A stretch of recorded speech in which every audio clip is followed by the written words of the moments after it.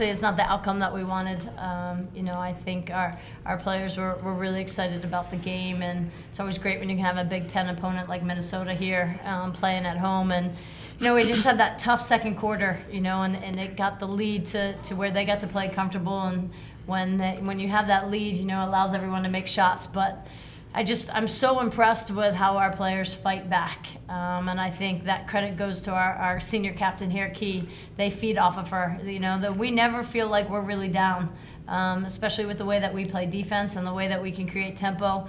There's obviously some execution things that I got to get us better at, so that we're a few more points ahead. And next time when we have a team like this, we can get the win. Kiara, we came out the gates, playing really great. Got a nice lead there in the first quarter. What was kind of the message and the tone coming out of the locker room and the start of this game?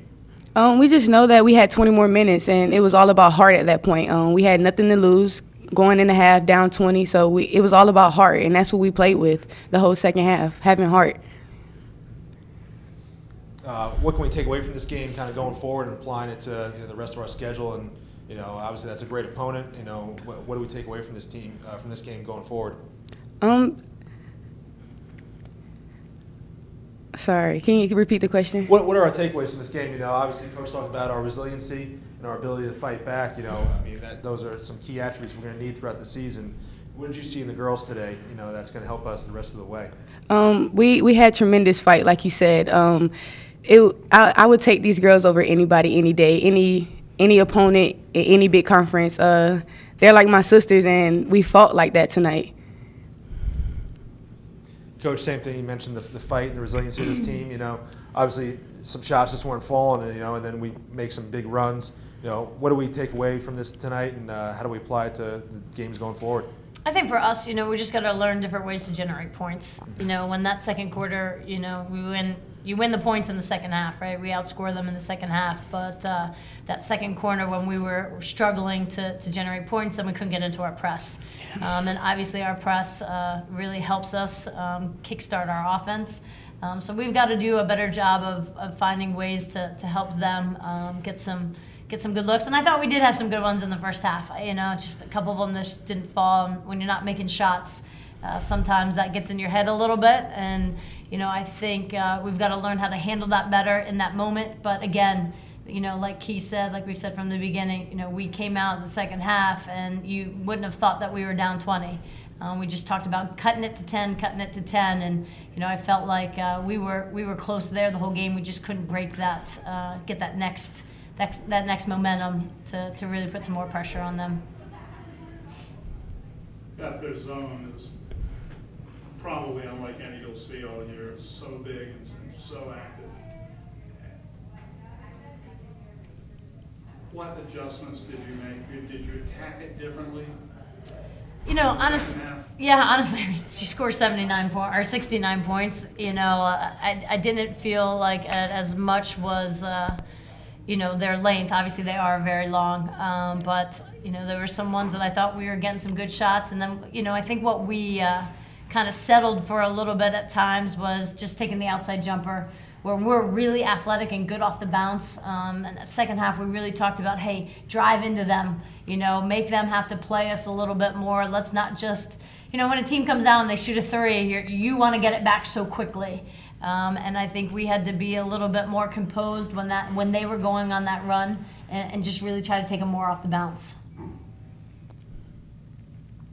Here, as a former player of Stallings, was this like a revenge type game that you really wanted to win, or was it just another day that hey, that's another opponent, I just want to win the game? Yeah, just another opponent, coaching staff. I didn't have any revenge in my mind. Just wanted to go out and play.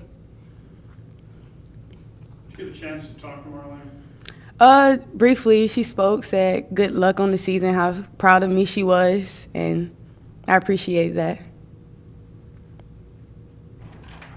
What was your guys' emotion going through this? Because at one point y'all were trailing by 20, and then y'all kept cutting, and it looked like y'all emotionally went into it. But how, as from a coaching and a player standpoint, how did y'all keep it together to try and focus on getting it back down to single digits? Honestly, I think it's our senior leadership. I mean, you look at the big games that Key and Isis and Mariah and Gigi that they've all been in before. And, we've been down games before and come back. So I think experience helps us there. And I think that they have a confidence among themselves that they know that, hey, we can get this going. But Key's the loudest player on the floor. She's the loudest player in our locker room. And she really does a tremendous job with that. Coach, we talked about some big teams coming in and working on kind of that RPI non-conference season. How are we feeling? I mean, this was the second game of the season, and you guys really, I think you held your own.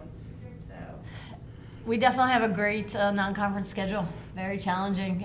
We look at it as, we want to kind of roll the balls out there and see what we can do, and hopefully those games will prepare us to go into the A10.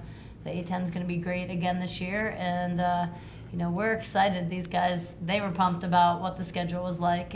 They kept asking me to get the games, and once we really got control of the schedule, we really tried to do that. So. I'm excited, but we've got a big game. You got to bounce back. We're at Campbell. It's our first road game, and that will be another good experience for us. Minnesota's push that proved to be decisive there late in the first period, first 6 minutes of the second, coincided roughly with Camille going down. What do you know about her condition, and how much of a blow is that to kids who've known her and watched her battle back from the first one? Camille was in the locker room with the coaches, and she was smiling and just joking around with me about how big games. She's a tease, and lets us see it. And then she, has an injury, but we don't know anything yet. And honestly, these guys have played all last year without her. And I know that they're disappointed from a friendship level because they like to have her out on the floor. But from a basketball standpoint, Key will get anybody going who's out there with her. And we have so many players that are excited about playing this year. They'll step up and then support, Camille through whatever injury she may have. you guys, I know Daisy's been watching the first 2 games for you guys. Yeah. Do you have any messages for her? I know she's been in your corner even though she's not here. Yeah. She is cheering on Twitter. I talk to Daisy, I think, more now, even when she's in Spain, Yeah. than when she was a player. But she hit a big game winner for her team a couple of weeks ago. She was really excited about it. She wanted to let me know it was a 3. I was like, how come I didn't get any of those when you played here? No, I mean, all of our alums that played last year are back in the stands, and it is a tight-knit family, like Key said, and we'll support Daisy over in Spain, and she's obviously very eager to get back here during her break and see her teammates again.